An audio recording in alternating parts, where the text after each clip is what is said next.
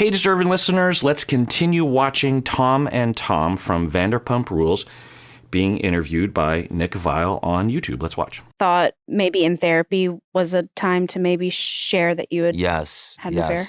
Here's the thing. So we have to do like interviews, confessionals and all that shit. And I wanted to wait until after we were done doing all of those before I told her. Okay. Because how is she supposed to show up and like talk about like, oh yeah, so tonight on my birthday, or like, you know what I mean? Like, I don't know the landscape. Maybe this was kind of altruistic for him to wait to tell, but I'm going to take a guess and say that this is a very strange justification that he's saying right now. He's saying, well, I continued to lie. Just when I say it, I continued to lie and have an affair and go to therapy. I mean, that's a whole, I didn't even know they went to therapy during the affair. Think about the amount of lying you have to do by omission and otherwise in therapy. You know, it's one thing if your life is, you're living your life, there's like you're working and you don't see each other very often and maybe you're distant and you don't have a lot of conversations. Every second that goes by is lying by omission, but there's not a lot of prompts to actually reveal it. In therapy, it's very intense, right? And there's a lot of opening up and talking about things. And so there's an even more, there's even more an opportunity and a more obvious lying by omission.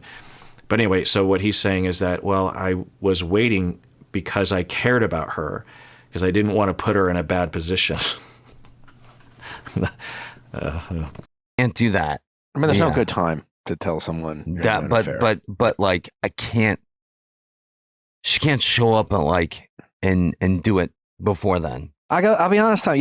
I don't know. You can't get brownie points for sounding like you were being considerate for not telling. Yeah, I don't think this is gonna go anywhere.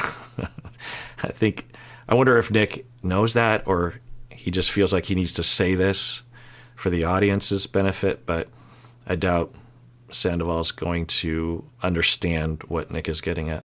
Someone about an affair. That's fine. I don't expect that.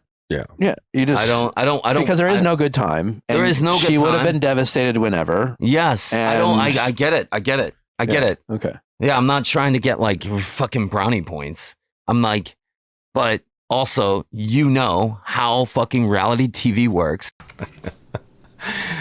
It's comical how obvious his problem is. It's really comical. I also wonder just how sophisticated he is in his ability to think things through. At the very least, first he says it, which is utter ridiculousness. Nick confronts him, and he could say is handing it on a silver platter, like, you understand that doesn't actually hold water. It doesn't make sense. And he's like, yeah, totally. I totally get that. But you know what it's like on these. Okay, so it's better if she finds out while she's being filmed on a reality TV show. Because isn't that what happened? Like, he was performing and he gave her the phone, right? Something like that. And I think they were filming at least like B-roll for the reality show. At the very least, there's an audience. And she looks at the phone and sees something there and is, oh my God. So that's better. And there's no fucking way that she's going to be able to show up and like talk about what's happening 6 months ago with a clear head, knowing that we have already broken up. There's no way. But here's what I don't get. Your friend Tom, moments earlier. Oh, I see what he's saying. Or at least I think. He's saying that 6 months later, they shoot the footage for the reality show. After they get all the footage, and I'm guessing they've even edited it to some extent, they ask the cast to come back in and they put them in front of a green screen or something, and they ask them all these questions as if they are in the moment, right? And then they slot those things in, Yeah, and that, I'm thinking, how come this is happening? And then you put that in there. And what Sandoval is saying is, if I told her, she wouldn't be able to act like she didn't know about because that's what she'd have to talk as if she doesn't know about the affair. And so he's thinking it was this compassionate, altruistic act to not tell her until after that. Even if you consider that to be a valuable point, which I suppose it is in a very, very slight way, I'm going to take a guess and say that there were months before that you could have told her. You could have also not done it, but at the very least, you could have told her months prior to that. Also, I'm going to take a guess and say that you could tell her a week before, or even like in the midst of that, because you don't just want to walk on set and go, by the way, while she's being filmed, because I'm guessing they can reschedule those things, right? Or the producers will figure out a way to make it work. Of course. Why am I trying to? It's just ridiculous on his face. We're like, hey man, I know you don't mean to sound like this, but you're coming across like another thing. You're coming across as making excuses. And you always, like you say that it's like this, I'm sorry, I would never fucking do it. I'll never do it again. Of course I'm sorry. And then you like double down and be like, but, and you go hard to the paint and say. Yeah, and maybe this will help him. Yeah, Nick is explaining, if I'm even close to the mark, Sandoval, his way is to avoid through a variety of means and deny. And he has very robust defenses of avoidance and denial. And there's nothing Nick can do in this moment that would confront that or give him reason to dismantle that. And that's, it is a problem, right? That's not Sandoval's fault if this is the case, because there's an opportunity for him to self-reflect, but these defenses will kick in because they were needed when he was young. And it denies himself of the opportunity to sit with something. It's really hard to get past those defenses. Those defenses are very, very strong. In therapy, I might work for 3 years on trying to get some movement with one of those defenses. It's really hard. They become very habitual, neurological even. And there's a reason why the defense is there. They believe that there is something very, very dangerous if they don't engage in that defense. And so it's like trying to convince someone to jump out of a plane without a parachute. That's what it feels like. If you've ever been a client in that situation, you can attest to that. Your therapist is saying, jump, you're okay. You were taught when you were young that you're not, but you can do this and you will be safe. There's a lot that you can say to someone in a situation like that. And there's like, okay, I guess I believe you in theory, but I just can't. My body won't let me, right? So it might be something like that. So I'm guessing that there's nothing that Nick can do, and I'm guessing we're not going to get a very satisfactory answer from him after this. But I did this for her, and she did this to me, and it always comes across. In what aspect, Nick? Just earlier. You were just in what aspect? Because, dude, I'm telling you, like, you don't know our relationship, and nobody knows our relationship. Yeah. And this might be going back to what I was saying earlier regarding the schema and the perception and the perpetual belief that when he's being confronted, he is being confronted 100% unfairly by a tyrant. And when you're being abused and controlled and harmed by a horrible, horrible person, then it's okay if you transgress upon the abuser, right? It's okay if you don't tell them the truth. It's okay if you lie and try to get out from underneath that relationship, right? It'd be like if someone was in a legit abusive relationship and they wanted to get out of the house and they worked with a team of advocates, intimate partner violence, domestic violence advocates, to go into a shelter. No one would blame the victim for lying to the abusive partner by saying, I'm just going out to get a pack of smokes at the 7-Eleven, and then they end up in the shelter, right? No one would say that that's wrong to lie. Well, when you have a history of the condition that I'm talking about, which I don't know if he has, everything gets filtered through that. It's like, I'm constantly being mistreated and harmed. So you don't understand. You don't understand what I was going through. So of course that happened. I was in such a bad place. And I met someone who treated me well And I fell in love with her. And she was this oasis away from this horrible, abusive tyrant of a woman. And I was so confused because of course I was, because I'd been abused the whole time. And I didn't know what to do. And so what else could I will never do that again. You know, I think that's where he thinks he's coming from. Relationship, and nobody knows what the fuck was happening. No, but when you say that, all I can say is that, like, yes, I fucked up. That I know I did. I will admit that. So why don't you just fucking day. why So don't do you you want to just fucking end do you there? want to keep fucking hammering it down? Yeah. And then Nick becomes, and it is interesting the way that when people have this condition, at the very least underfunctioning, as they underfunction, because that's their tendency, even if someone isn't an overfunctioner, or even if someone isn't a tyrant or isn't overly critical, it will provoke the other person to become that because of the behavior. You know, if this person, like Nick, is just interfacing with someone like Sandoval, you can't help but to start to actually do what this person actually thinks you're doing. And Nick isn't being a tyrant, but he is being pretty unrelenting with the questions, and there's not a lot of compassion. I mean, compassion's a funny word. I'm pretty sure Nick sees Sandoval squirming and hanging himself out to dry and struggling, and yet Nick just keeps going.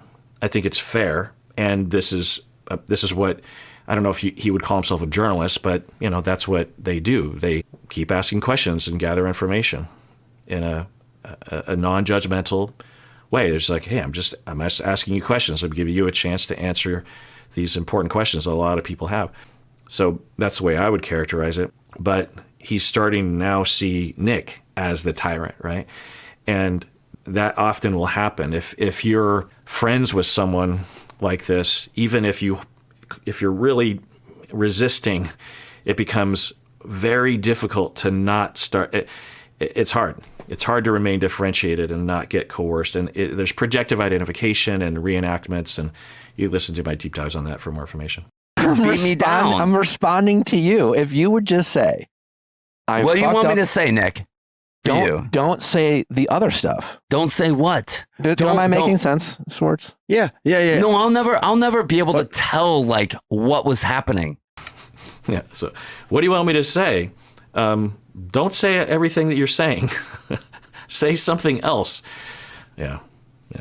I'll never be able to tell that. I don't think it matters. It doesn't matter. Exactly. You say it like it does.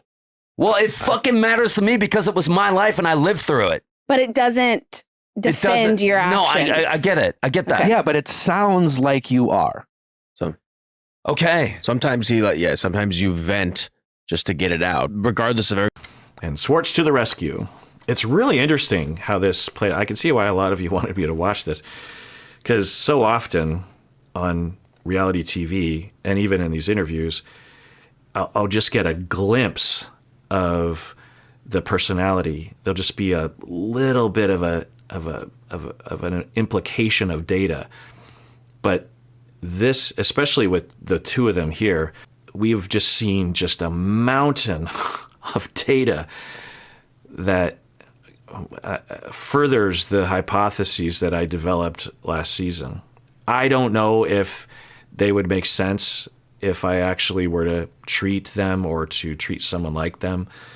But it is interesting how much data is being presented to us here. So many opportunities for things to be put to the test. And I attribute a lot of this to Nick and his co-host, that they're just calmly asking, they keep coming back to this central point.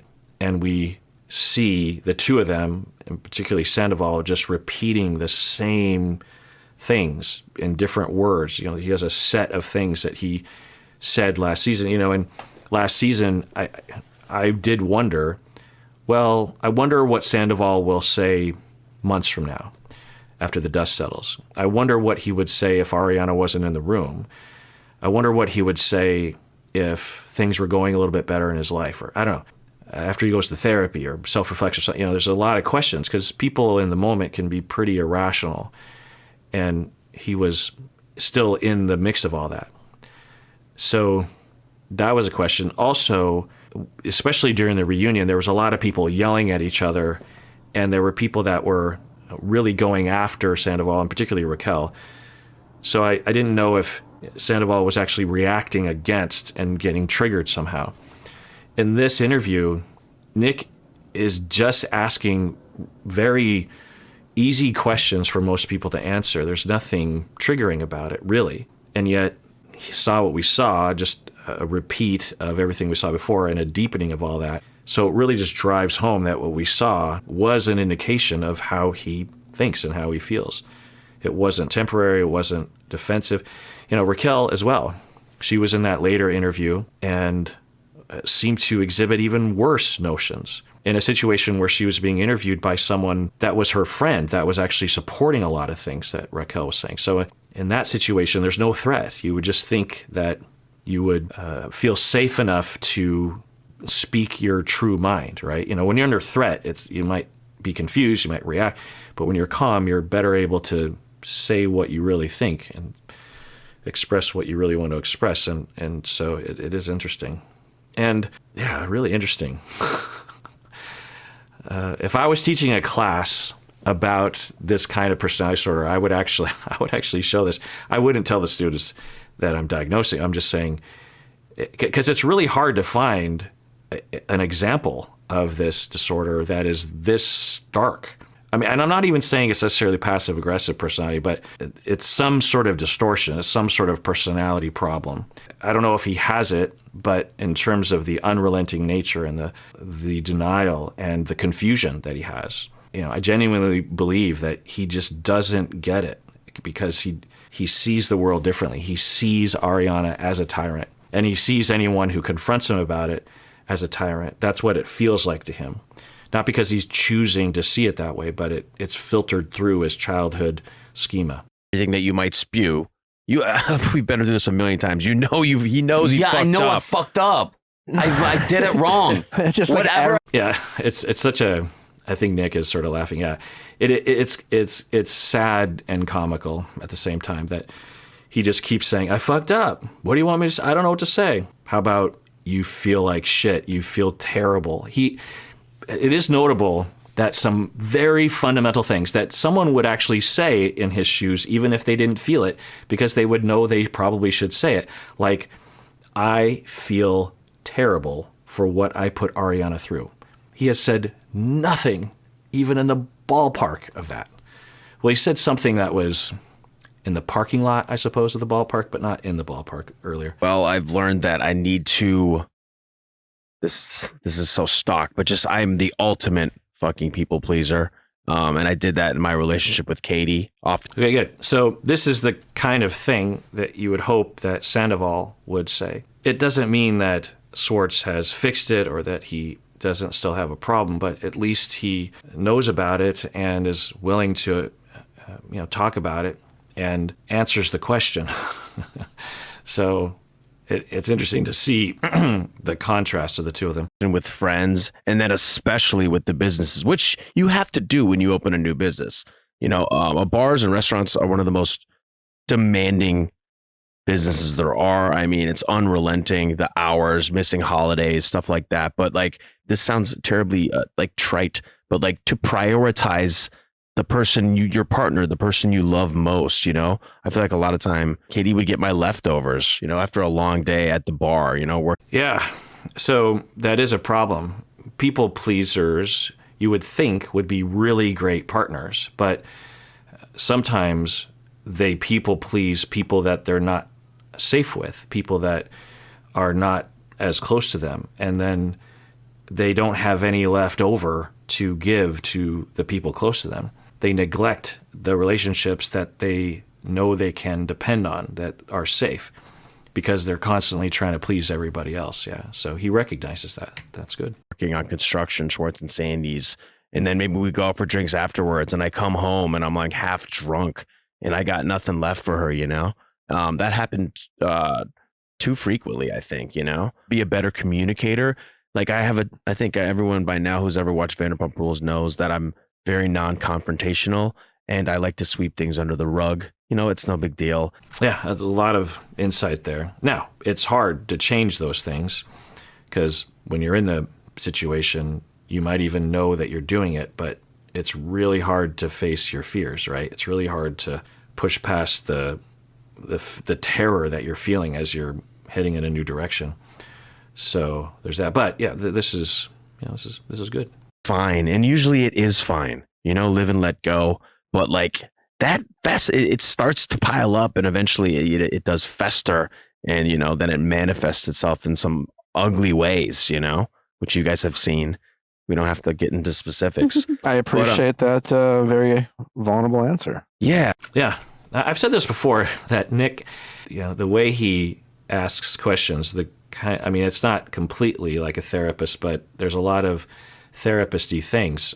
I, as a therapist, had the impulse, as he was saying this, to say to Schwartz something like, yeah, that's a great, because you could, in conversation, just see like, oh, okay, or pick apart something. But to have that awareness of, I want to reward someone for doing what is in line with not only a good life for themselves, but a good life for everyone around it. It's like, oh, that's a great answer. That's great. Good for you. I don't care about, it's not about the show. It's not about anything. I think that overall, the breakup in this horrible way has benefited her way, way more. And I think that I feel like we talked about this before you showed. So they talked about a lot of things. It's been, I don't know, maybe an hour or something of them talking about a lot of different things that aren't necessarily at the core of what I'm interested in. They also gave some dating advice to someone that called in. And now it's at the end, and Nick is trying to provide some kind of summary and trying to help Sandoval save himself, and he is going back to the same bullet points of justification, and he's saying that this is, it's been beneficial to her. And sure, if you ask Ariana, is she glad that the end happened, she would undoubtedly say, yes, I'm glad that I found out about the affair. I'm glad it ended. I'm glad I'm done with him. But it's pretty twisted logic, right? That somehow I feel better about myself because I did that, because now her career is going better than it was before.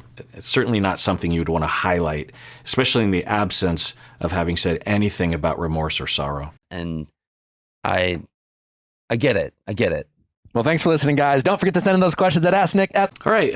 Well, that was way more interesting than I thought it was going to be. So now I'm wondering if I should watch the next season of Vanderpump Rules. It's already a few weeks into it. So I don't know. We'll see if I have time, because I don't know if I have time, but I kind of want to watch it. And everyone out there, please take care of yourself, because you deserve it. You really, really do.